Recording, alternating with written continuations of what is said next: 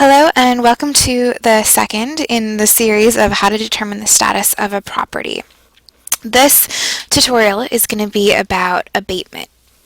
Abatement means the various programs that the City of New Orleans uses to bring a property that's been blighted up to a basic standard of code.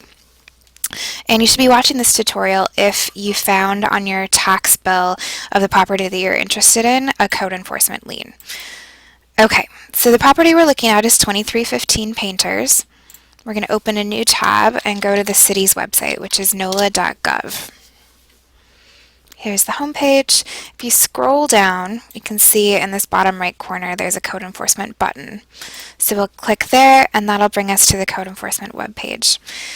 There's a lot of really good information here that you can browse at your leisure.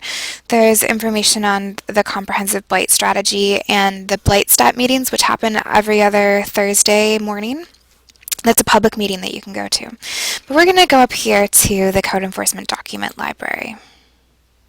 This page hosts a lot of information on hearing schedules, the results of hearings, reset information, and at the bottom, the abatement programs. So there's two different kinds of abatement programs. One is INAP, which stands for Interim Nuisance Abatement Program, and that is geared towards dealing with vacant lots. So the INAP program will clear a lot after it's been judged blighted, but it will only clear it once. The second abatement program is Public Nuisance Demolitions, and that is geared obviously at structures. So the property we're looking for today is a structure. So we're going to start by looking at the FEMA-funded demolitions. The FEMA-funded demolitions and public nuisance demolitions are a very similar process, but they come from different funding streams, so that's why there are two separate lists. So when I click on the button, it opens a PDF in a new window, and if you're using Acrobat, you can actually just use this little search bar up here to look for the property you want. So I'm going to just type in 2315 Painters, and it looks like there are no matches in the document. Okay, not to worry. I'm going to just try the public nuisance demolition list. And I'll look for my property again, 2315 Painters. And there it is. Okay, so I know that it's been scheduled for demolition. So I'm going to just scroll up to see at the top of the table when this was scheduled. Oh gosh, it was August 19th, 2010. Well, that's a little strange because right now it is October 2011 and that property still has not been demolished. So there's one other information source that I'm going to consult, and that is this Do Not Demolish list.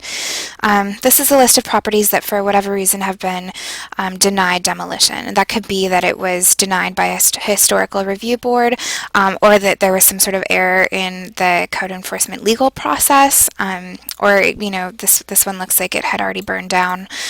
So there are a variety of reasons. So let's search for our property.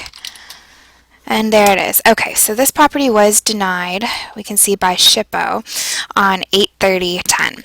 SHPO is the State Historic Preservation Office that has to review properties in historical districts. So it looks like for whatever reason this property was deemed historic and is not able to be demolished. Okay, so if this is the case, there's a couple options. It can eventually go back through the code enforcement system and be re-reviewed by the state, and it's possible that if it was in worse condition that they would in fact allow the demolition.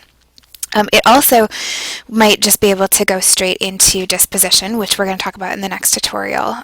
So it could go to a sheriff sale or to a tax sale. So if you are a concerned neighbor about this property, you could actually contact the code enforcement office and ask what's going on with this property, and maybe even try to re-report it to get it through the system again. Okay, so let's pretend that you're looking for a vacant lot and you just want to know if that property is on the INAP list, meaning if it's going to get mowed. So you'll search for your district. This is council district. Say we're looking in D. And then same process, just search for whatever property you're looking for. I don't have one in mind right now, but let's say it's this 5901 Congress. Okay, so that looks like on November 19th in 2010, it was cleared. And you can see that this list is not updated. This is February, so A lot of their documents stay updated, but the INAP might not be.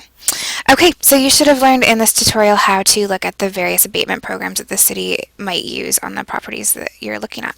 Thanks for listening.